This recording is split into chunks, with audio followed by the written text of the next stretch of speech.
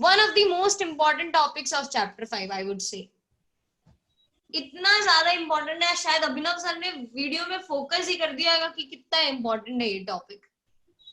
और फ्रिक्शन होता है क्या, ये हमने बहुत पहले ही सीख लिया था actually. 8th standard I believe पहली बार फ्रिक्शन आया होगा, फिर 9th, फिर 10th में ज्यादा नहीं आया क्योंकि 10th was based on electricity and magnetism या लाइट, तो वहां पे नहीं आएगा। लेकिन 9th में आपको आया होगा फ्रिक्शन के बारे में बहुत कुछ, लेकिन वो बहुत कुछ भी बहुत कम था as compare to our 11th standard. 11th standard के फ्रिक्शन में आपने बहुत डिटेलिंग में पढ़ा होगा। जो फ्रिक्शन का डेफिनेशन है उससे स्टार्ट करने से पहले मैं स्टार्ट करूंगी contact and non contact forces के बारे में। And I am not going to take this, you are going to teach me what are contact forces, what are non contact forces. I will start with Yana. Yana, what are contact forces? Contact forces, when two bodies are in contact with each other, and these forces come into play when two bodies या two surfaces are in contact with each other. Direct physical contact में हो तब जो force लगती है उसको हम बोलते हैं contact force. Example अगर इसका याना देना हो तो friction. Obviously friction. Friction is one kind of contact force. Very good. Air resistance is another contact force. Viscous drag is another contact force. ये सारे terms आपने सुने हैं कि नहीं सुने? I don't know. Muscular force, tension. Tension is another contact force. So ये सारे forces जो है हमारे contact forces है. Adit, what are non-contact force? Ma'am, any force applied to an body by another object is known as non-contact force. ऐसा कुछ नहीं है. When two bodies are not in direct contact with. हाँ मतलब वही ma'am. हाँ तो ऐसा बोलने का कि the forces which come into play when two bodies are not in direct contact with each other. तुमने बोला कि दूर से लगा देगी ma'am. Force ma'am slip of tongue, sorry. हाँ action at a distance भी बोला जाता है इसको. Action at a distance force. Wanda जो ये अपने कौन सा थानोस पे फोर्स लगाती है that is a non contact force. अगर आपने देखा हुआ है, हाँ ऐसे ऐसे करती है, थानोस ऊपर नीचे उड़ता रहता है भाई. वांडा वाला फोर्स जो है that is a non contact force. और किसका हल्क वाला जो होएगा वो उसको मैं बोलूंगी कॉन्टैक्ट फोर्सेस का एग्जाम्पल इसके दो आपकी. ये तो चलो हमने मूवी से रिलेट किया, लेकिन यहाँ के एग्जाम्पल्स क्या बनेंगे? फिजिक्स के examples. Gravitational force. Gravitational force, very good. Magnetic force. Magnetic force, ये हमने पढ़े हुए हैं. Gravitational and magnetic force. एक और नाम मैं आपको बता देती हूँ, इलेक्ट्रोस्टैटिक फोर्स. दो चार्जेस के बीच का जो फोर्स लगता है ना उसको बोलते हैं electrostatic force. It is also an example of non contact force. तो हम डेफिनेटली किसके डिटेल में जाने वाले हैं? इसमें तो नहीं जाने वाले फॉर श्योर. हमारा टॉपिक अगर फ्रिक्शन है तो हम इसके डिटेल में जाएंगे. कॉन्टैक्ट फोर्सेस के बारे में पढ़ेंगे. और कॉन्टैक्ट फोर्स जब हम डिफाइन करते हैं तो हम बोलते हैं कॉन्टैक्ट फोर्स किसी सिस्टम पे ऐसा एक्ट करता है अगर मैं इसके दो कंपोनेंट्स कर दूं, one parallel component and the other perpendicular component, मतलब parallel to the surface and perpendicular to the surface. तो इन कंपोनेंट्स को भी नाम दिया हुआ है. Kyosha, what is parallel component known as? cos theta. F cos theta. F cos theta. ना बाबा, पर इसका नाम क्या है? The parallel component of contact force is known as friction. Friction. तो perpendicular क्या होएगा? Normal reaction. Very good, very good. Normal reaction. Friction को स्मॉल f से डिनोट करते हैं, नॉर्मल रिएक्शन को कैपिटल N से. एंड इनका रिलेशन होता है कि F is directly proportional to N. ये रिलेशन आपने वीडियो में देखा होगा. फिर फ्रिक्शन के आप लोगों ने टाइप सीखे होंगे, डिटेल में चले गए होंगे कि नॉर्मल रिएक्शन को भी कर दो साइड में. अब हम ले आते हैं फ्रिक्शन को. स्टार्ट हमने किया कॉन्टैक्ट नॉन कॉन्टैक्ट से. कॉन्टैक्ट के डिटेल में गए, नॉर्मल रिएक्शन फ्रिक्शन मिला, नॉर्मल रिएक्शन को साइड किया फ्रिक्शन के डिटेल में. फ्रिक्शन के जब डिटेल में जाते हैं तो आपको पता चलेगा there are 3 types of friction, एक स्टैटिक, दूसरा डायनामिक या काइनेटिक एंड तीसरा रोलिंग फ्रिक्शन। ऐसे 3 टाइप के फ्रिक्शन आपको बता रखे होंगे। स्टैटिक फ्रिक्शन किसको बोलते हैं Siddharth? What is static friction? Ma'am, static friction means when means we apply enough force to means make an object in acceleration. Means object जब acceleration में आता है, क्या बॉडी मूव करने लग जाती है? स्टैटिक्स में नहीं मैम, बट एक्सीलरेशन आने से पहले जो फोर्स लगती है, जैसे कि 9 न्यूटन का ऑब्जेक्ट 9 न्यूटन लगता है मैं पर्टिकुलर ऑब्जेक्ट को मूव करने के लिए, बट उसके पहले जो 1 2 3 न्यूटन फोर्स लगा तो उसको स्टैटिक बोलेंगे। हाँ, मतलब ऐसा होता है कि ये ऐसा फ्रिक्शन है जैसे जैसे आप फोर्स बढ़ाते जाओगे आपका अप्लाइड, वैसे वैसे फ्रिक्शन का वैल्यू बढ़ता जाएगा, तो object will not move. It is that frictional force which comes into play when the object is not moving, ऐसा बोलेंगे। That frictional force which comes into play when the object is not moving, and your applied force will be equal to the static friction।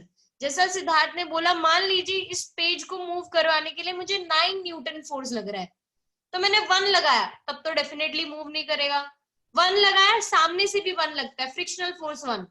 2 लगाया, सामने से भी 2, 3 लगाया, सामने से भी 3, 4 लगाया, सामने से भी 4। कब तक ये ऐसा चलता रहेगा? जब तक मेरा 9 न्यूटन ना अचीव हो जाए। जैसे 9 न्यूटन अचीव होएगा, फ्रिक्शनल एकदम से कम हो जाएगा अपने मैक्सिमम वैल्यू से, और कोई दूसरा वैल्यू अटेन कर लेगा। उस अटेन्ड वैल्यू को बोलते हैं kinetic friction. Kinetic friction is the friction which comes into play when the object starts moving. Kinetic friction is the friction which comes into play when object starts moving. अच्छा, इसके बहुत सारे नाम हो सकते हैं। काइनेटिक में ही मैं बोलूंगी रोलिंग आ जाता है एक्चुअली। काइनेटिक के 2 पार्ट्स कर सकते हैं हम, स्लाइडिंग एंड रोलिंग। क्योंकि एक्चुअली थर्ड में रोलिंग मैंने इसके लिए रखा क्योंकि अभी आपको पढ़ाया नहीं जाता है, ये आपको सिर्फ बता के छोड़ दिया जाएगा कि बॉडी रोल करेगी तब rolling friction comes into play. What is rolling motion? Rolling motion ऐसा मोशन होता है जहां पे बॉडी का एक ही पॉइंट ऑफ कांटेक्ट हो सरफेस के साथ, इसको बोलते हैं आइडियल रोलिंग मोशन। और बॉडी स्फेरिकल होना चाहिए, कभी भी ऐसे शेप का बॉडी रोल नहीं कर सकता है।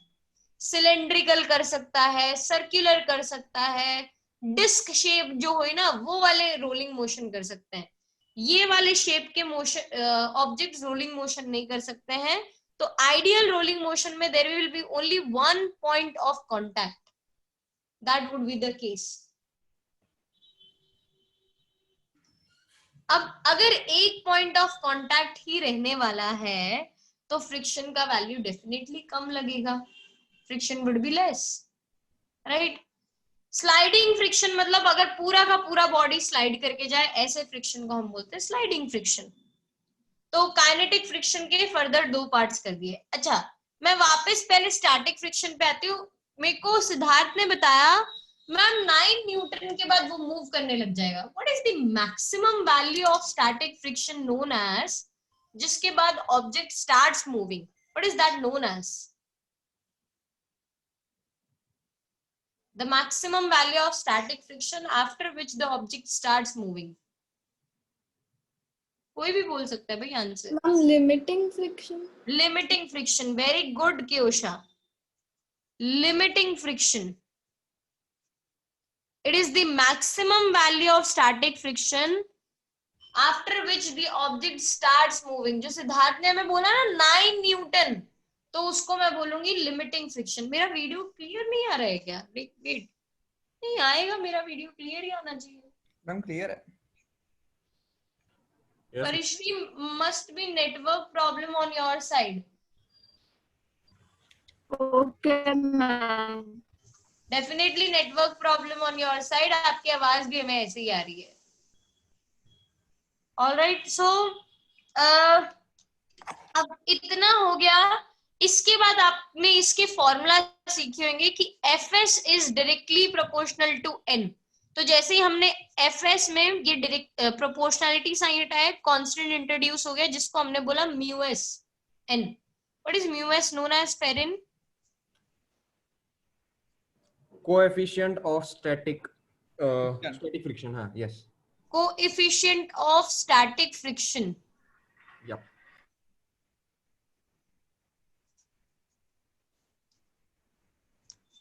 बात सही है। हर्ष, इसका यूनिट क्या होता है? Ma'am, it's unitless and dimensionless quantity. Yes, it is a unitless dimensionless quantity. And क्या Fs is equal to μs n लिखना ठीक है क्या? Is it okay to write Fs is equal to μs n? No, ma'am. ऐसा आएगा ना, Fs upon n μs equals to.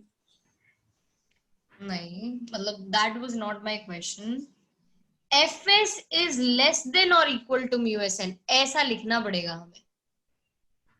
That is the correct way to write it. क्योंकि 9 Newton अगर maximum value है स्टैटिक फ्रिक्शन का, तो क्या 1 नहीं होएगा, 2 नहीं होएगा, 3 नहीं होएगा, 4 नहीं होएगा, सारे वैल्यूज होंगे. 1 2 3 4 are the values of static friction. 9 is the max.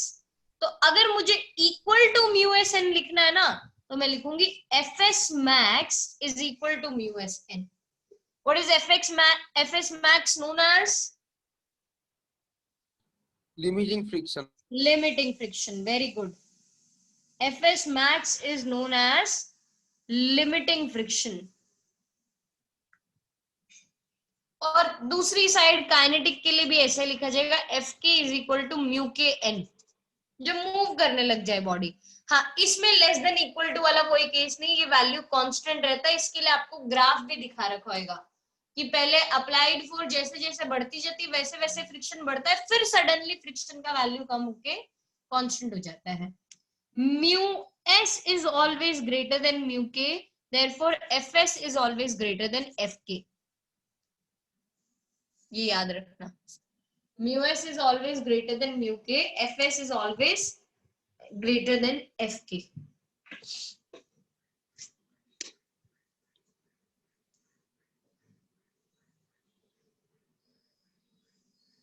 All right. So अगर ये भी कंप्लीट हो गया है तो हम अब अपने ये सारा जो था ये आपको वीडियो में मिल गया होगा. मैं और डिटेल में नहीं जा रही हूँ क्योंकि वीडियो आप देख के आए हुए हैं. That is one good thing you have done today, right. मैं बहुत ज्यादा डिटेल्स में नहीं जा रही, मैंने सिर्फ फॉर्मूला रिवीजन तक की बात कर ली. अब इसके बाद आपने एंगल ऑफ रिपोज सीखा था क्या? वीडियो में नहीं सीखा था, तो वो डेरिवेशन हमें करना है. Angle of repose and acceleration of a body moving up an inclined plane. ये moving down an inclined plane. तो ये हमें सीखना है. दो चीजें सीखनी है, angle of repose and acceleration of a body. Angle of repose पहले तो किसको बोलते हैं? देखिए, मान लीजिए मैं ये पेज पे स्केल रख रही हूँ, हॉरिजॉन्टल सरफेस है, राइट. क्या ये मूव कर रहा है स्केल अपने आप से? मैंने इसको थोड़ा इंक्लिनेशन दिया, थोड़ा इंक्लिनेशन, थोड़ा इंक्लिनेशन, थोड़ा और इंक्लिनेशन, थोड़ा और इंक्लिनेशन, इंक्लिनेशन, मूव करने लग गया. ओ राइट. मतलब आप जैसे जैसे इंक्लिनेशन बढ़ाते जा रहे हो, एक लिमिट तक वो अपनी जगह पे रहेगा, लेकिन एक इंक्लिनेशन के बाद द ऑब्जेक्ट स्टार्ट्स मूविंग. जिसपे ये जस्ट स्टार्ट करे ना मूव करना, उस एंगल को हम बोलते हैं angle of repose. The angle of inclination at which the object just starts moving is known as angle of repose. बोलो Siddharth. Ma'am what it depends upon. What does it depends on? उसी का तो derivation करना है. करते हैं अभी. एक ये वाला कॉन्सेप्ट समझ ले, फिर उसके बाद डेरिवेशन करते हैं, तो आपको पता चल जाएगा what does it depends on, right. Siddharth, lower hand, lower hand, lower hands. Yes, thank you, great. So ये आई होप आपको ये क्लियर है डेफिनेशन एंगल ऑफ रिपोज का, कि it is the angle of inclination at which the object just starts moving. Just starts moving, move नहीं कर रहा है, जस्ट स्टार्ट्स मूविंग। याद रखना, मूव करना और जस्ट स्टार्ट टू मूव करना में डिफरेंस होता है। ये फिजिक्स का पार्ट है, समझ जाओ अभी। तो डेरिवेशन कर सकने के लिए मेरे को एक इंक्लाइंड प्लेन ड्रॉ करना पड़ेगा और उस इंक्लाइंड प्लेन पे एक ऑब्जेक्ट रखना पड़ेगा। तो ये मेरा इंक्लाइंड प्लेन ले लेती हूँ मैं इस साइड पे।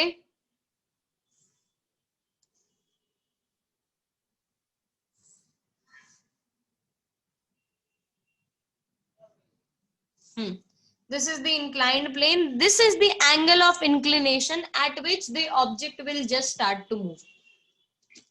यहाँ पे मेरा ऑब्जेक्ट दिखा देती हूँ मैं। हाँ, अब जब ये जो हमारे बेनिफिट्स अभी तक चल रहे थे ना कि we were considering a smooth surface, frictionless surface, आज से खत्म हो चुके हैं। अब से हमें सारे सरफेस फ्रिक्शन वाले कंसिडर करने हैं। आइडियल जिंदगी में आ जाना, रियलिटी, वेलकम टू रियलिटी, ऐसा हो गया है। क्या ना कह रहे, क्यों नहीं, इट वॉज गुड। अब हमारे सरफेसेस स्मूथ नहीं रहे हैं, अब हमारे सरफेस में फ्रिक्शन लगने लग गया है। और मैं ऑब्जेक्ट का मास ले अगर m लूं तो mg is the force which is acting vertically downwards. mg is the force which is acting vertically downwards. दूसरी साइड पे एक फोर्स और लगता है जिसको हम बोलते हैं नॉर्मल रिएक्शन। ये मैंने पहले भी शायद आप लोगों ने खुद नहीं किया हुआ ये, तो वो इससे पहले वाला जो केस था ना 5.3 का लास्ट क्वेश्चन, उसमें आपने ये ड्रॉ किए होंगे mg and n।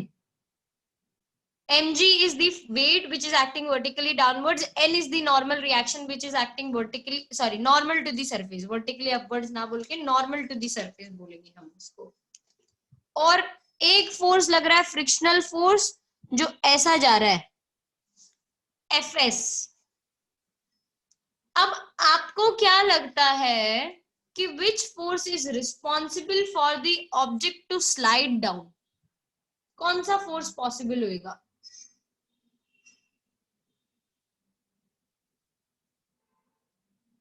Is it mg? Is it m? Is it fs?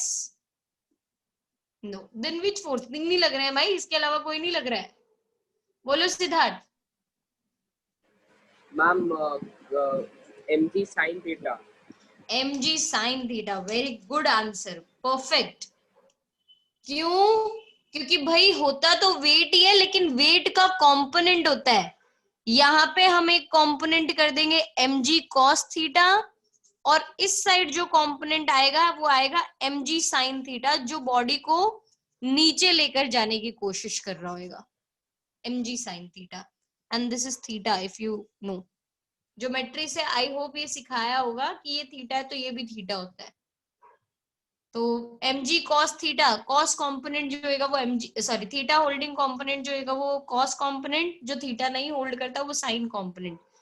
mg cos theta क्यों नहीं रिस्पॉन्सिबल है, चलो ये बता दो। why mg cos theta is not responsible? Normal reaction force से बैलेंस हो जाएगा। Very good. तो हम इसका, ये तो था पूरा डायग्राम, मैं इसका फ्री बॉडी डायग्राम और बना देती हूँ कि ये मेरा देखो ऑब्जेक्ट है जो मैंने यहाँ पे डॉट की तरह दिखाया है। इस डॉट वाले ऑब्जेक्ट पे जो फोर्सेस लग रही है रिजॉल्व करने के बाद वो है एक n, दूसरी लग रही है fs,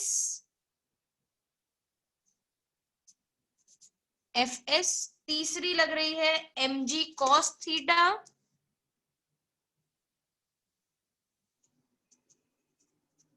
एंड चौथी लग रही है mg sin theta.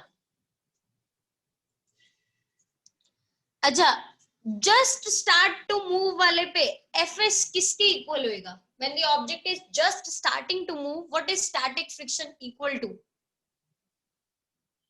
mg sin theta। mg sin theta तो होगा ही पक्का, लेकिन इस fs को बोलेंगे क्या मैडम? ये मेरा क्वेश्चन था। Static friction. नहीं, स्टैटिक फ्रिक्शन नहीं बोलते हैं। स्टैटिक फ्रिक्शन का एक टाइप होता है, एक नाम होता है। अभी अभी हमने डिस्कस किया था। Limiting friction. Limiting friction, yes, page पे लिखा हुआ भी है। It is Fs max. When the object is just starting to move, the value of friction becomes its maximum. The value of static friction becomes its maximum value. So it would be limiting friction, Fs max. और Fs max की जगह हम लिख सकते हैं mu Sn, ये तो हमने फॉर्मूला सीखा है। mu Sn is equal to mg sin theta. And जैसा मुझे याना ने बताया कि भाई मैम ये normal reaction mg cos theta को बैलेंस कर देगा, तो कैन आई से n is equal to mg cos theta. ये mg cos थीटा यहाँ पे सब्स्टिट्यूट कर दो, तो mu s mg cos theta is equal to mg sin theta. mg से mg निकल लिए, mu S is equal to sin theta by cos theta which is equal to tan theta. तो ये थीटा किस पे डिपेंड कर रहा है सिद्धार्थ? मैम ये समझ नहीं आया मेरे को। क्या डेरिवेशन समझ? मैम कौन सा, ये वाला? थर्ड स्टेप क्या नहीं समझ आया इसमें? मैम आपने ये कहाँ से mg sin यहाँ थीटा तक को समझ पता- आया?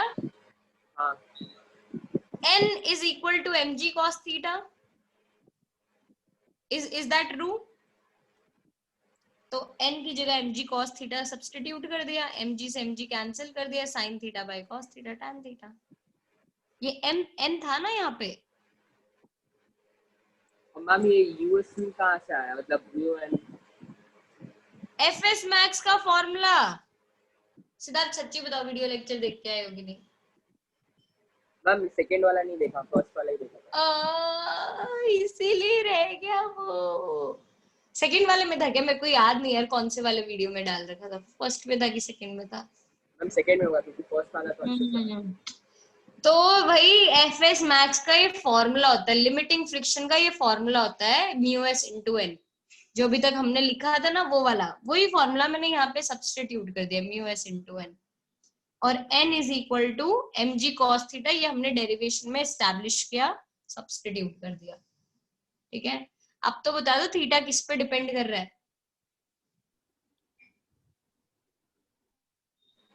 मैम थीटा किस पे डिपेंड कर रहा है, मतलब समझ नहीं आया क्वेश्चन। tan थीटा अगर म्यू एस हो तो क्या बोलोगे कि थीटा किस पे डिपेंड कर रहा है?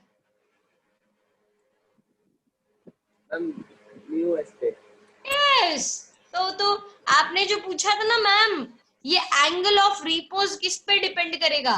सरफेस और मतलब दोनों सरफेस के बीच में जो कोएफिशिएंट ऑफ स्टैटिक फ्रिक्शन है उस पे डिपेंड करेगा। ये याद रखना, दोनों सरफेसेस के बीच में जो कोएफिशिएंट ऑफ स्टैटिक फ्रिक्शन है उस पे डिपेंड करेगा कि एंगल ऑफ रिपोज कितना हो सकता है। अगर ये वैल्यू म्यू एस का वैल्यू ज्यादा हुआ तो थीटा ज्यादा होएगा, अगर म्यू एस का वैल्यू कम हुआ तो थीटा कम होएगा। इसका काफी अच्छा म्यू एस लगता है, तो तभी देखो ये जाता नहीं अच्छे खासे एंगल पे भी।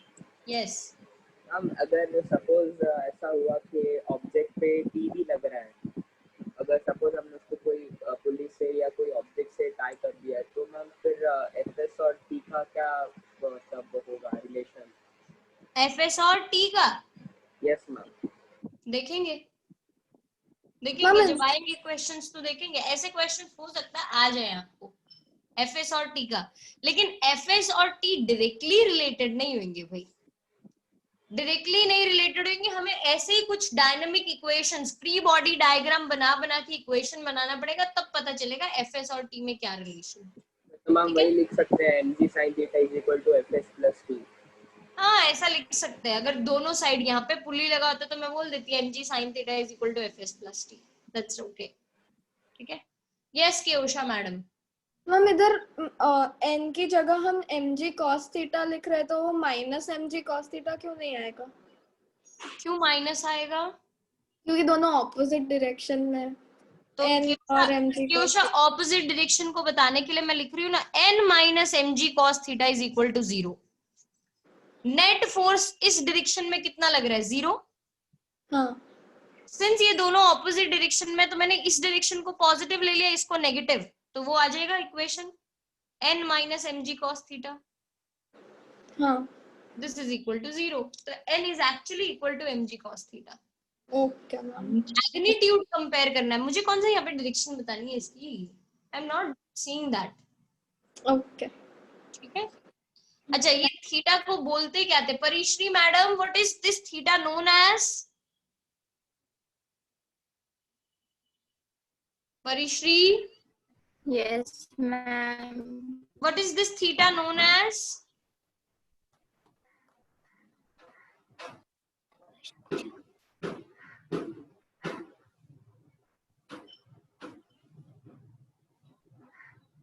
Yes, Harsh, what is this theta known as? Angle of repose. Angle of repose. तो ये जो डेरिवेशन हमने किया वो एंगल ऑफ रिपोज के लिए किया है। आपको ये क्वेश्चन एक और तरीके से पूछा जा सकता है कि prove that angle of repose is equal, नहीं sorry, prove that coefficient of static friction is equal to tangent of angle of repose. tangent of बोल दे तो घबरा नहीं जाना, tan को जब इंग्लिश में लिखते हैं तो tangent लिखा जाता है, ठीक है। तो ये स्टेटमेंट का अल्टीमेट कंक्लूजन यही आएगा कि coefficient of static friction is equal to tangent of angle of repose. यहां से अगर मुझे थीटा फाइंड करना हो तो theta is equal to tan inverse mu s. Condition ये है कि object is just starting to move, it is not moving। जब मूव कर रहा हो तो ये ट्रू नहीं है, object is just starting to move, ऐसा होना चाहिए। अगर क्वेश्चन में कहीं पे भी अगर ये लिखा हुआ मिल जाए आपको तो याद रखना कि जो एंगल उन्होंने दे रखा है ना वो एंगल ऑफ रिपोज है और उसका ये रिलेशन होगा, ठीक है। यस हर्ष। मैम नोट्स में ऐसा दिया है विद द हॉरिजॉन्टल, वो सिर्फ एक्स एक्सिस पे ही बनेगा। ये कौन से के एक्सिस के साथ बन रहा है? वर्टिकल के साथ कैसे बनाओगे? ये वाला एंगल लेना चाहते हो तुम, इस साइड वाला, this angle you want to take. Ma'am वो नहीं आएगा ना तो? नहीं वो नहीं आएगा, यही वाला एंगल आएगा। It is always the angle with the horizontal inclination, इसीलिए तो मैंने वर्ड यूज किया ना इंक्लिनेशन। इस एंगल को बोला जाता है एंगल ऑफ इंक्लिनेशन, ठीक है। All right, so this was first derivation जो हमें देखना था। अब जो हमें सेकेंड डेरिवेशन देखना है वो है acceleration of a body sliding down an inclined plane. Again हमारे सरफेसेस अब स्मूथ नहीं रहे हैं तो भूल जाना कि हमें स्मूथ सरफेस मिलेंगे, फ्रिक्शन वाले सरफेस है एंड इस time object is moving. It is not just starting to move, it is accelerating down, it is actually moving।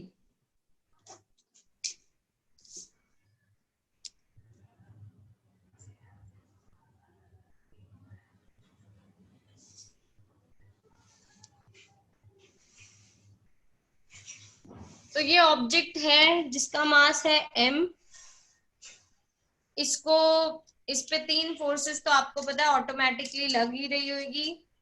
One which is acting vertically downwards is mg।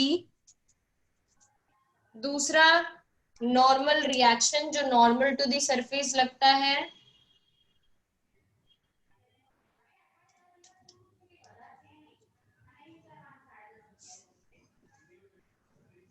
And तीसरा would be frictional force. लेकिन इस बार static friction नहीं होएगा। कौन सा friction आएगा अगर object move कर रहा है तो? Kinetic friction. तो इस बार जो फ्रिक्शन एक्ट कर रहा होगा वो आएगा काइनेटिक फ्रिक्शन।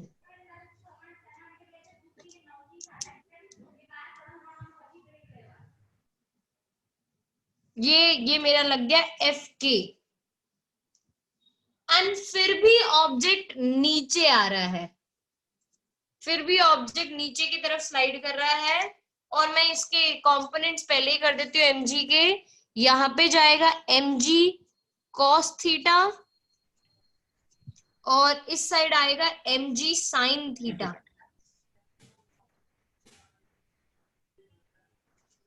क्या ऑब्जेक्ट हवा में उड़ रहा है? क्या ऑब्जेक्ट हवा में उड़ सकता है? नहीं। क्या ऑब्जेक्ट जमीन के नीचे जा रहा है? नहीं। तो अगर ऐसा कुछ नहीं हो रहा है तो इस डायरेक्शन की नेट फोर्स को आप क्या बोलोगे? जीरो। अगर इस डायरेक्शन की नेट फोर्स जीरो होए तो all the forces acting in opposite direction must be equal in magnitude. I can say n is equal to mg cos theta. ठीक है, n is equal to mg cos theta. अब इस पे एक force लग रही है ऊपर की तरफ जिसको हमने नाम दिया है काइनेटिक फ्रिक्शन, एक फोर्स लग रही है नीचे की तरफ जिसको नाम दिया है mg sin theta. Object ultimately कहाँ जा रहा है? नीचे नीचे की तरफ. तो mg sin थीटा और fk में से कौन सी फोर्स बड़ी होनी चाहिए?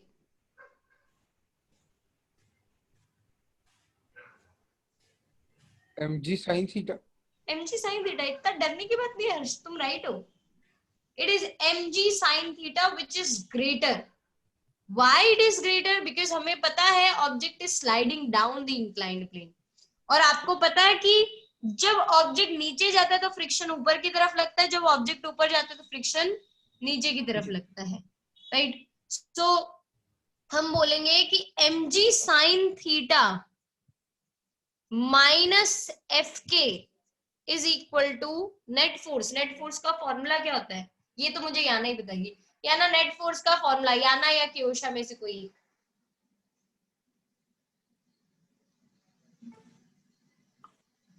कौन बताया? तुम बता दो, तुमने अनम्यूट कर दिया तो बता दो अभी. mg sin थीटा माइनस, ये तो बाबा हो गया. नेट फोर्स का फॉर्मूला क्या होता है? Net force. Net force is equal to, एक मिनट. लास्ट टाइम याद करवाया था. एक सेकेंड ना. sin थीटा हो गया तो mg cos theta. No Kyosha, net force का formula. Rudra, you are right. 0. No. अच्छा, n minus mg cos theta. No. Harsh, Siddharth, Rudra, आप तीनों का आंसर राइट है. आदित्य को भी नहीं पता. देखो आदित्य, मेरे को पता है मैम मेरे को क्या पता होता है? क्या मैम, होता है? into acceleration ma mass into acceleration. Kyosha and Yana दोनों को थप्पड़ पड़ेंगे. वर्चुअल थप्पड़ भी होने चाहिए यहाँ पे. सीरियसली हंसी और जा रही है ये लड़की. देखो, mg sin theta minus fk is equal to ma. ये बाबा थर्ड सेशन में कितना करवाया है तो थर्ड सेशन में सेम वही वाला हमें यहाँ पे फॉलो करना है. mg sin theta is the bigger force, fk is the smaller force, so it is equal to m into a. अब देखो सिद्धार्थ यहाँ पे लुढ़क जाएगा. सिद्धार्थ को ये नहीं आता है. सिद्धार्थ fk को मैं लिख रही हूँ म्यू के into n. आता था क्या तुम्हें? नहीं आता. झूठे, वीडियो देखा ही नहीं है तूने. आएगा कैसे? म्यू के into n. So mg sin theta minus mu k into n is equal to m into a. n की जगह from first equation I can write mg cos theta. तो mg sin theta minus mu k mg cos theta is equal to ma. क्या आपको सारे terms में m दिख रहा है? तीनों टर्म्स में मैं कॉमन लेके कैंसिल कर सकती हूँ. ये सिद्धार्थ मना कर रहा है. सिद्धार्थ ये देखिए, इसको m बोलते हैं, इसको भी m और इसको भी m बोलते हैं. ये तीनों m है. तो तीनों m अगर हमें मिल रहे हैं तो तीनों m को इन दोनों में से कॉमन लेके यहाँ पे कैंसिल किया जा सकता है. इन दोनों में से g कॉमन आ जाएगा. g कॉमन आ गया तो अंदर बचेगा sine theta minus mu K cos theta. It is equal to a.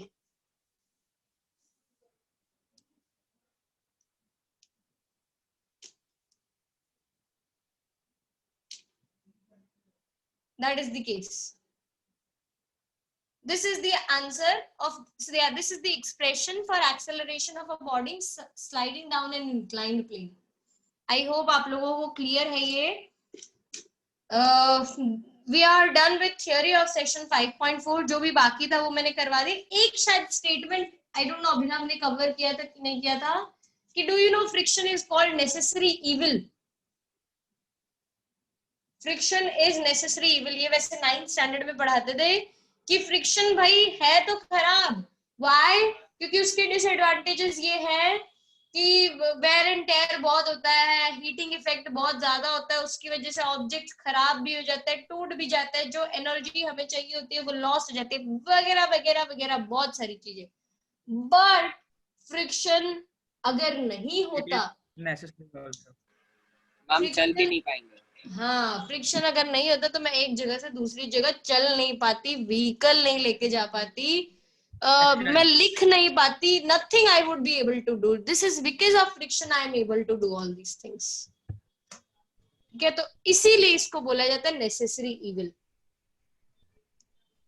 और अगर आपको फ्रिक्शन कम करना हो तो आप क्या कर सकते हो? ऑयलिंग, लुब्रिकेशन, व्हील्स लगा सकते हो, बॉल बेयरिंग्स जिसको बोलते हैं ना, जैसे चेयर्स नहीं होती, एक चेयर होती है लेकर जाने वाली, लेकिन एक चेयर के नीचे फैंसी चेयर्स जो होती है ना जिनके नीचे व्हील्स लगे हुए होते हैं, वो वाली चेयर। अगर किसी ने पंचायत अभी सीरीज देखी है तो आपको पता होगा ये चेयर की वैल्यू क्या होती है, अगर देखते हो तो सीरीज जैसा। उसमें उसने चेयर का बताया था कि ये भाई चेयर की बहुत इज्जत है, फैंसी चेयर है ये। तो it is based on a village story. तो आई डोंट नो आधे लोगों ने देखी होगी, आधे ने नहीं देखी होगी, तो देखना, उसमें पता चलेगा ये वाला। All right, so this is it. मैं होमवर्क शीट 5.4 स्टार्ट करने के मूड में आ गई हूँ अभी, और वो भी हम न्यूमेरिकल्स करेंगे। आप भी अपने नोट्स खोल लीजिए, स्टार्ट करेंगे हम दोनों मिलके होमवर्क शीट 5.4। फर्स्ट न्यूमेरिकल कौन सा है, 8th है कि 9th है, ये मुझे प्लीज देख के बता दो। 9th में। 9th है तो भाई पहला 9th न्यूमेरिकल ही कर लेंगे। केशा आपने रीड किया था 9th, तो आप ही कर दो 9th रीड भी। Oh, a mass of 4 kg rests on a horizontal plane. The plane is gradually inclined until at an angle theta is equal to 15 degrees with the horizontal. The mass just begins to slide. What is the coefficient of static friction between the block and the surface? Underline this statement, the mass just begins to slide। ये जो केशा ने read किया ना, mass just begins to slide, और उसके ऊपर लिख दो this angle is known as angle of repose। I hope आप लोगों को क्लियर होएगा क्यों, अभी अभी जस्ट हमने पढ़ा है। Yes. जब इंक्लिनेशन इतना बढ़ा दो कि the object just begins to slide, that angle would be known as angle of repose. मुझे क्या सीधा कोएफिशिएंट ऑफ स्टैटिक फ्रिक्शन ही ढूंढना है, म्यू एस ही ढूंढना है, राइट क्यूशा? Yes, ma'am. तो mu S is equal to tan theta. हम भी अभी अभी फॉर्मूला सीखा है, it is tan into 15 degrees. Math student हो तो आपने tan 15 का वैल्यू निकालना सीखा होगा, 45 माइनस 30 करके, तो ये आ जाता है 0.27 अल्टीमेटली। मैंने याद कर रखा है ये वैल्यू, tan 15 और भी जगह काफी बार यूज हो जाता है। आप भी याद रख लो तो अच्छा, आपने tan 30 tan 45 तो याद रख ही रखे हैं, ये भी याद रख लो। बाबा याद रखने के लिए बोला, नींद लेने के लिए थोड़ी ना बोला। सिद्धार्थ नींद लेने चला गया। सिद्धार्थ ऐसा नहीं कर यार, फिर हमारी याना तो वैसे भी फिजिक्स में नींद के मूड में होती है।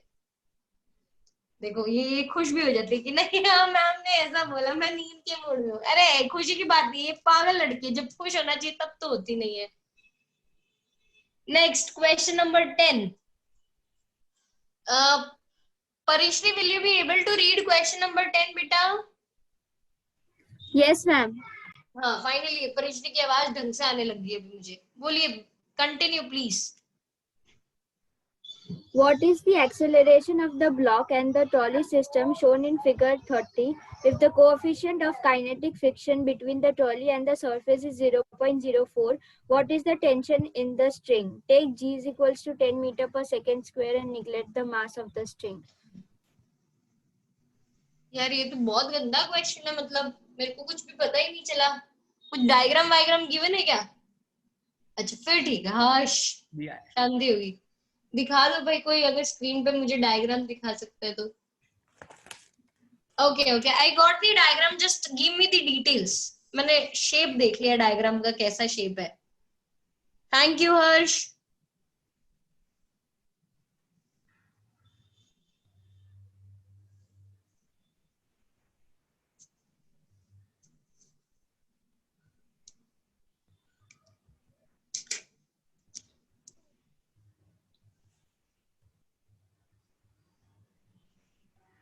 ये मास कितना गिवन है? 20 kg. 20 kg. All right. और इधर भी कुछ हैंग कर रखा है ना उन्होंने.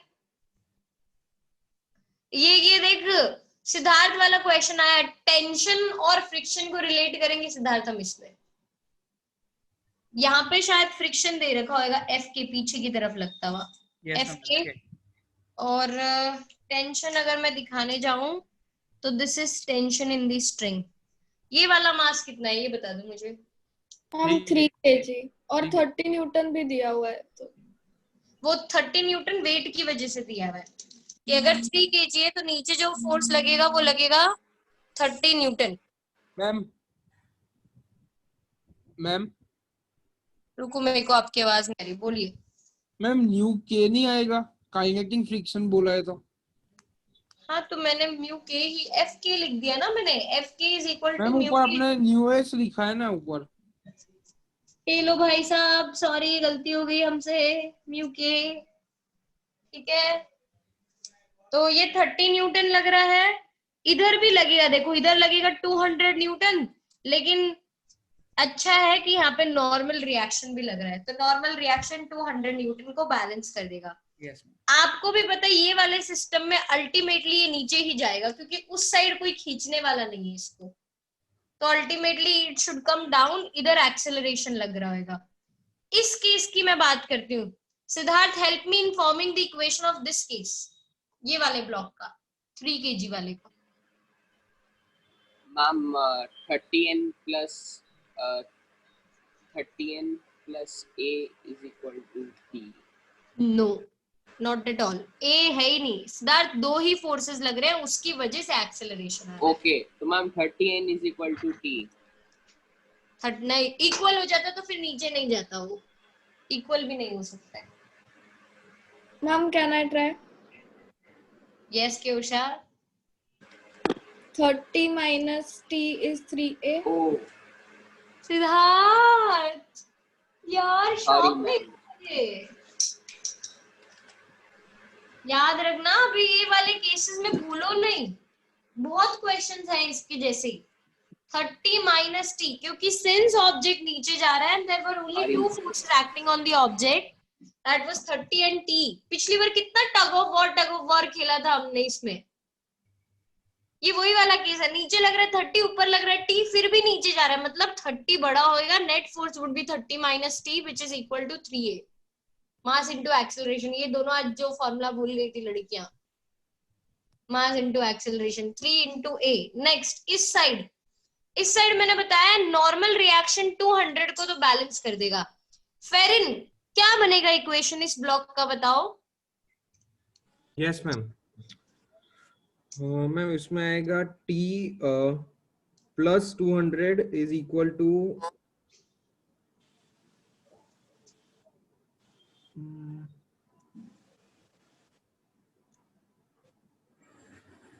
Ferin, how many forces are acting on this object? one force, tension only, and 3 total. 3 means ऐसे 3. मेरे को तो 4 दिख रही है फेरिन.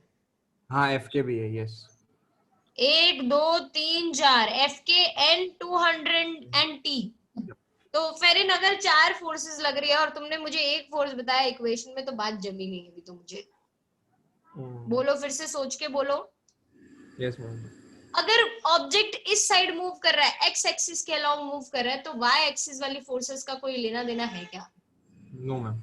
ये दोनों बैलेंस कर जाएगी एक दूसरे को. n is equal to 200 newton, right? Yes. तो इस एक्सिस पे बताओ क्या होएगा case. t minus f k is equal to Ma'am, can I? Yes Harsh. 28.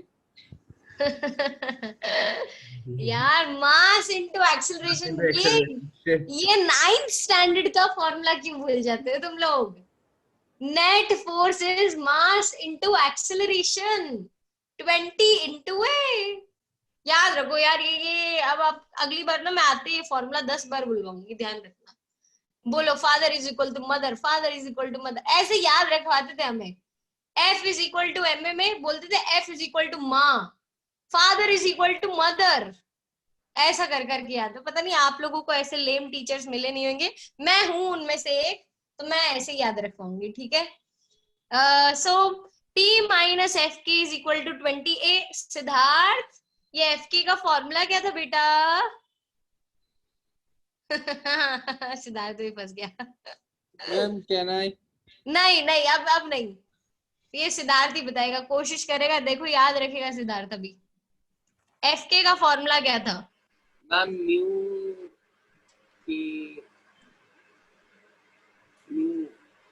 तक ही याद है, म्यू के इंटू एन। एन। देखो याना, फेरिन और क्योशा के फॉर्मूला फिक्स हो गया कि उनको क्या याद रखने की जरूरत है। सिद्धार्थ का फिक्स्ड हो गया। अगली बार आते देखना 10-10 बार तो पहले ये राउंड चलेंगे हमारे, ठीक है। T minus mu K N is equal to 20a। Mu K का वैल्यू पता है हम लोगों को? क्वेश्चन में जो मेरे को हर्ष ने करेक्ट करवाया, हर्ष आज बहुत अच्छा कर रहा है, हर्ष इज ऑन फायर टुडे। हर्ष ने बताया इट इज 0.04, म्यू के है, म्यू एस नहीं है, बात सही है उसकी। और नॉर्मल रिएक्शन, अभी अभी मेरे फेरन के साथ बात हुई कि normal reaction is equal to 200 newton, balance कर रहे हैं तो इंटू 200 कर दूंगी, is equal to 20 into A, that is my second equation. अच्छा नहीं, पूरा सॉल्व भी कर देते हैं। टी माइनस, ये पॉइंट हटाऊं तो यहाँ पे 8 बच जाएगा, is equal to 20a। This is my second equation. ये दोनों को सॉल्व करना है अब हमें। एड टू ऑफ देम, 1 + 2 जब मैं कर दूंगी तो मुझे मिल जाएगा 30 minus 8 is equal to 23a। That would be 22 is equal to 23a। Acceleration is equal to 22/23 metre per second square. और इसी से हम टेंशन फाइंड कर लेंगे सब्स्टिट्यूट करके। फाइंड टी ऑल्सो, देन दोनों हो जाएंगे। परिश्री एंड तनीषा, आपका वीडियो ऑफ है भाई, मुझे आपका दिखता नहीं है तो मेरे को पता नहीं चलता आप क्लास में कितना ध्यान दे पा रहे हो। Ma'am are you there? Yes ma'am. Good, समझ आ रहा है? या मैम। गुड। परिश्री को, परिश्री इतना अच्छा वर्चुअल बैकग्राउंड लगा रखे तो वीडियो चालू रखना, क्या दिक्कत है? ये फ्रीज होगी क्या लड़की? हाँ, नहीं नहीं नहीं, अब अभी स्माइल किया, देखो फ्रीज, फ्रीज होगी दिख परिश्री बीच में तुम। ऑल राइट, चलो ये क्वेश्चन 10 था हमारा। क्वेश्चन नंबर 11 पे चलते हैं।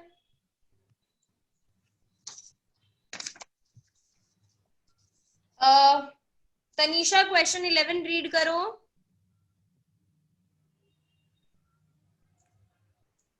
Yes, ma'am.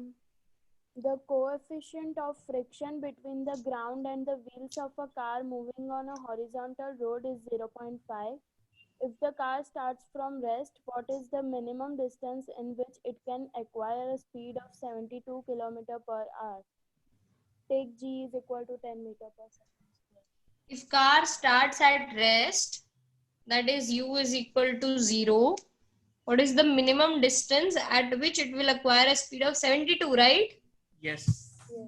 तो 72 km/h, 72 km/h मतलब 72 into 5/18 which is 20 equal to meter per second.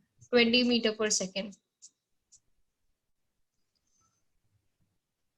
u given है, v गिवन है, a नहीं पता है पहले तो हमें।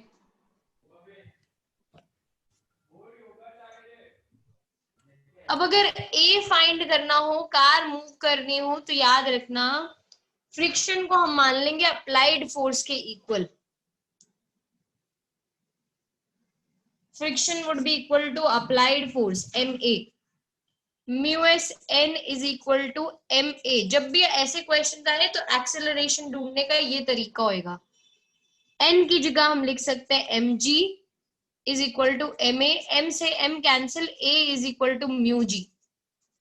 कि देखो मैक्सिमम फ्रिक्शन जो हो सकता है वो, मैक्सिमम एक्सेलरेशन जो हो सकता है वो म्यू एस जी होगा। अब बॉडी मूव कर रही है तो डेफिनेटली म्यू एस से कम हो चुका होगा वैल्यू, म्यू एस से कम हो चुका होगा तो कुछ एक्सेलरेशन मोशन चल रहा होगा। तो a is equal to mu S G, a आ जाएगा 0.5 into 10 which is equal to 5 meter per second square. a is equal to 5 meter per second square. A आ गया, वी आ गया, यू आ गया, एस फाइंड करना है। S is equal to V square minus U square upon 2a। Third equation of motion, v का value है 20 का square, u 0 upon 2 into 5 which is equal to 400 divided by 10, 40 meters.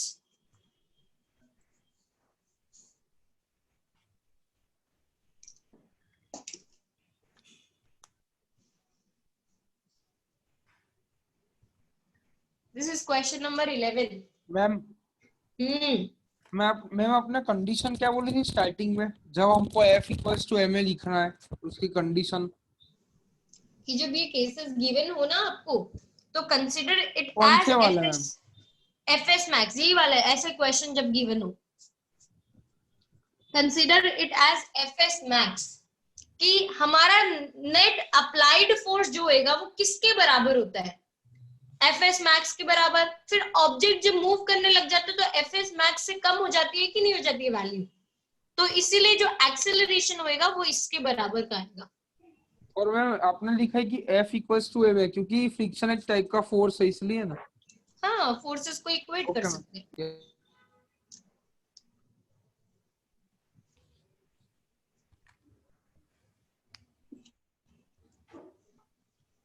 ये question कौन सा 11 हुआ।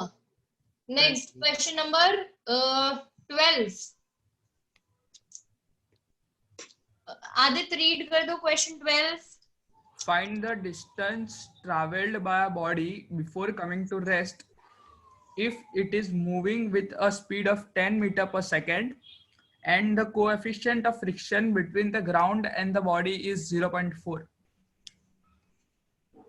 Again ये वही क्वेश्चन है, अब अपने को डिस्टेंस ढूंढना है, केस उल्टा हो चुका है, पहले स्पीड गेन करनी थी, अब स्पीड कम हो रही है, तो a is equal to mu G, ये फॉर्मूला याद ही रख लेना, a is equal to mu G 0.4 into 10 which is 4 meter per second. a is equal to 4 meter per second square आ जाएगा आंसर में, सॉरी एक्सेलरेशन का answer. s is equal to v square minus u square is equal to 2a. Tell me something, अगर body रुक रही है तो ये एक्सेलरेशन पॉजिटिव होएगा कि negative? Negative. Negative, very good. ये एक्सेलरेशन का वैल्यू नेगेटिव रहेगा, रिटार्डेशन बन जाएगा ये, तो 0 का स्क्वायर माइनस 10 का स्क्वायर अपॉन 2 इंटू -4 लिख देती हूँ मैं, तो ये बन जाएगा -100 upon -8 which would be 12.5 meters. No, yes. 12.5 ही होता है, 25 50 25। हाँ 12.5 बराबर। ए पगले, मेरे अरे को और मैं- कंफ्यूज कर दिया। वो फास्ट कैलकुलेशन में होता है, छोटी छोटी गलती होती रहती है। हाँ, तो ऐसा फास्ट कैलकुलेशन मैंने भी किया, मैंने कोई याद नहीं रख रखी था आंसर। Ma'am Yes. आपने a इक्वल्स टू ug ऐसा क्यों लिखा? देख, अल्टीमेटली तुम्हें क्या मिलने वाला था, acceleration is equal to mu S G. Yes ma'am. कोई मैंने डायरेक्टली यूज कर दिया। Okay ma'am. और मैम जब हम डेटा लिखते हैं तब न्यू हम कौन सा है वो लिखना पड़ेगा ना हमको, न्यू के है या कोई न्यू जरूरत नहीं चलता है? है। अगर गिवन है क्वेश्चन में तो लिखो, नहीं गिवन है तो मत लिखो। ओके न्यू लिखोगे तो भी चल जाएगा।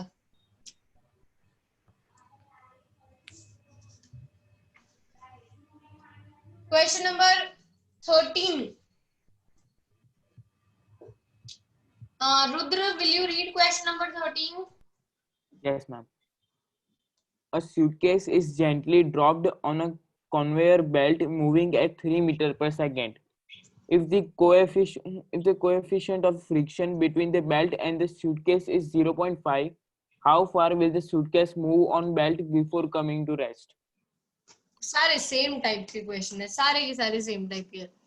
A suitcase is gently dropped with speed, क्या बताया था रुद्र तुमने, वो बता दो मुझे सिर्फ।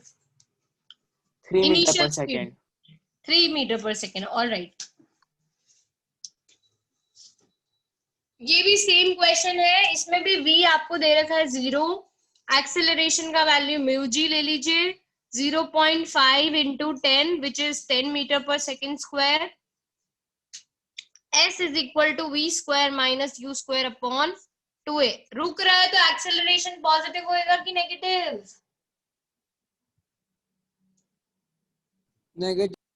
नेगेटिव. सो 0 का स्क्वायर माइनस 3 का स्क्वायर अपॉन 2 इंटू माइनस 10. तो ma'am 0.5 into 10 will be 5 ma'am meter वो per second. हाँ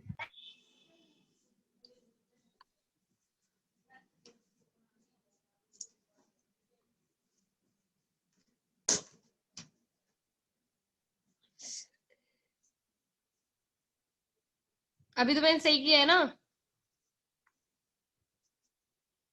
0.9 meters. Please आंसर चेक कर लेना. I am not sure about this answer. I don't know why.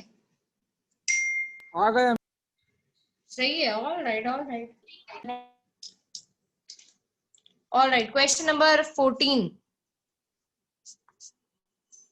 कितने हैं? बहुत सारे हैं क्या अभी भी? वही ओहो, 14 15 दो ही बाकी है. दो ही बाकी. ये आना देखिए, आना डराती रहती है मुझे. वो बोलती मैम आप मुझे डराते, मैं आपको डराऊंगी. दो ही क्वेश्चन है. चलो फिर तो अभी तो है 11 मिनट पड़े. 11 मिनट में तो अपने 4-5 खत्म कर सकते हैं. चलो 14th क्वेश्चन करते हैं. किसने अभी रीड नहीं किया? किसने रीड नहीं किया भाई? हर्ष ने नहीं रीड किया क्या? फेरिन का भी बाकी. फेरिन रीड कर देगा question number 14.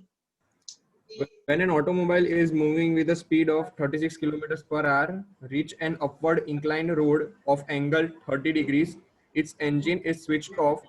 If the coefficient of friction involved is 0.1, how much distance will the automobile move before coming to rest?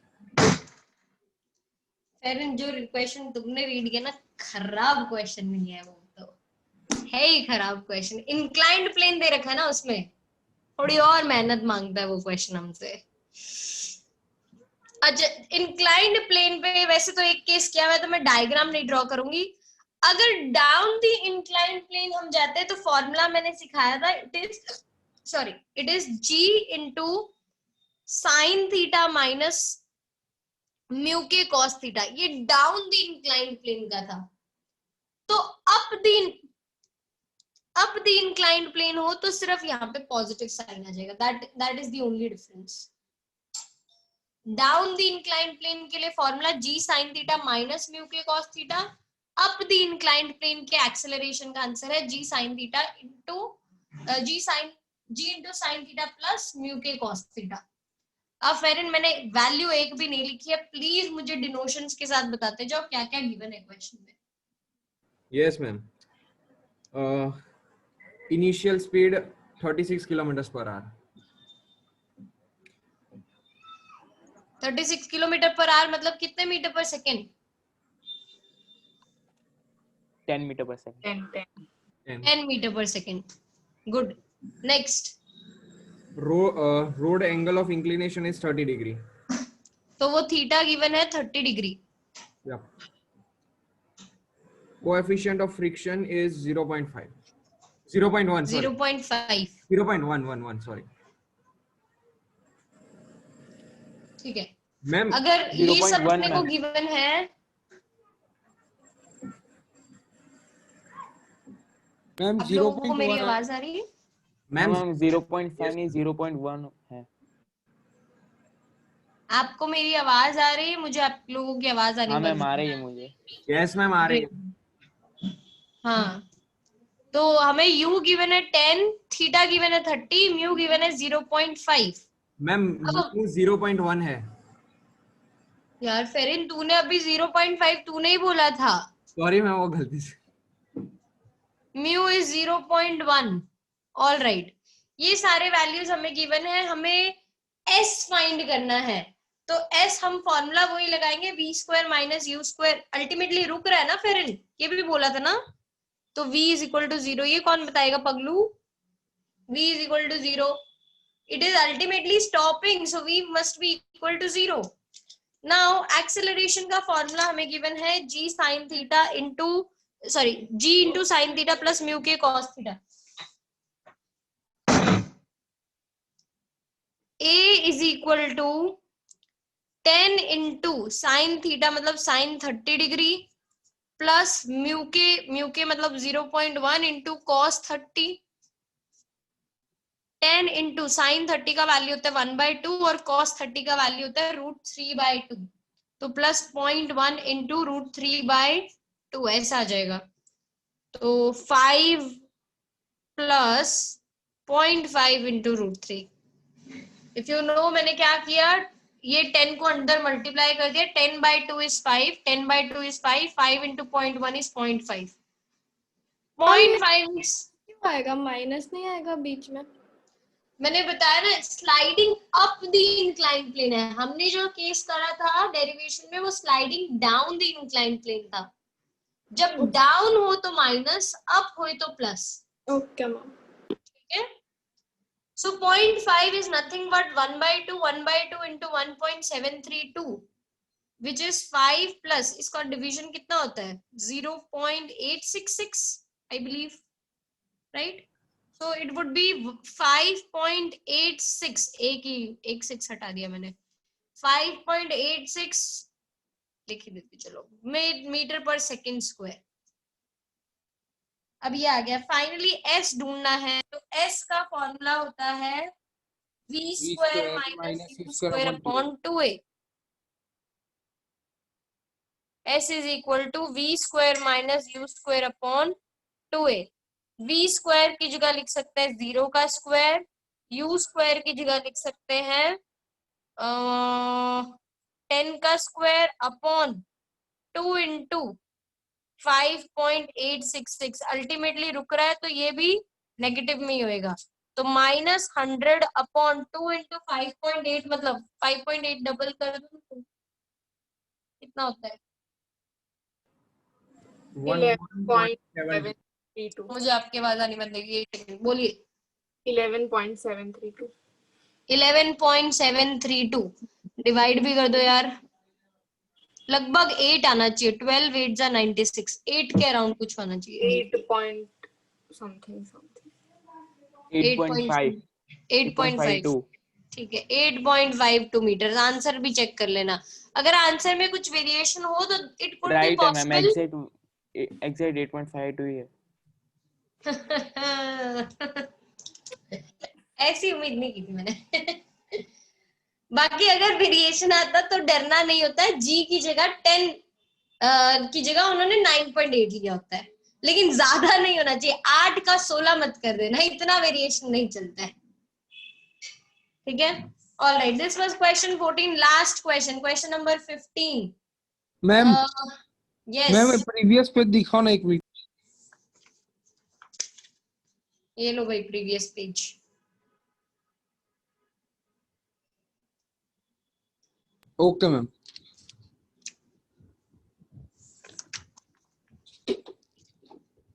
Question number 15 आपको इसका सिद्धार्थ ने रीड करना बाकी है। सिद्धार्थ प्लीज रीड कर दो question 15। Ma'am, a block of mass 10 kg sliding on a surface inclined at an angle 30 degree with the horizontal. If the coefficient of a friction between the block and the surface is 0.5, find the acceleration produced in the block. ये तो बहुत ही direct question दे रखा है। आपको theta given है 30 degree और आपको acceleration given coefficient of friction given है 0.5 और एक्सेलरेशन फाइंड करना है। सिंस गिवन है sliding down an inclined plane, तो हम बोलेंगे ब्लॉक का मास भी दिया है 10 kg। कोई जरूरत नहीं है वैसे उसकी। लिख देती हूँ पहले, तुम्हारी तसल्ली के लिए लिख देती हूँ मैं, उसकी जरूरत के बिना ही हो जाएगा। क्यों? क्योंकि formula A is equal to G into sine theta minus mu cos theta. Sliding down है कि स्लाइडिंग अप है वैसे, ये चेक कर लो please. Ma'am sliding down. Alright, तो 10 into sine 30 degree minus 0.5 cos 30 degree. 30 degree ही है ना Siddharth? Yes ma'am. 10 into 1/2 minus 0.5 into √3/2। अब 0.5 मतलब होता है 1/2 एक्चुअली, तो ये बन जाएगा 10 इंटू 1/2 माइनस √3/4, तो 10 मल्टीप्लाई कर देती हूँ 5 माइनस 5√3/2, इसको सॉल्व करना पड़ेगा। तो 5 माइनस √3 का वैल्यू होता है 1.7 divided by 2, 5 minus 8.5 divided by 2, that would be 5 minus 4 जा 2 जा और कितना बचेगा 105 जा 0.75 मीटर पर सेकेंड स्क्वायर, ये आंसर होगा आपका।